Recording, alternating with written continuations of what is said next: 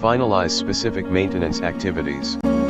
After all the groundwork has been laid, the specific activities need to be decided on. What needs to be done for each weekly PM? For each monthly PM?